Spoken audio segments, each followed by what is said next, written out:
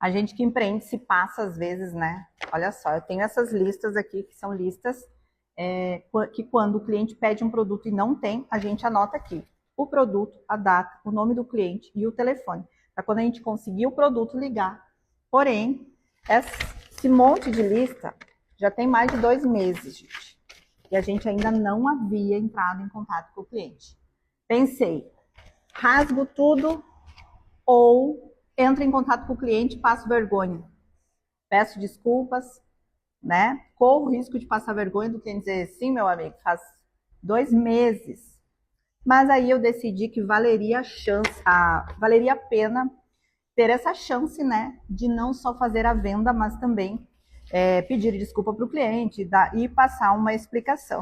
Então, passei a manhã inteira aqui, ó, dando uma geral nisso daqui e vendo o que dá para fazer com essa falha que a gente cometeu.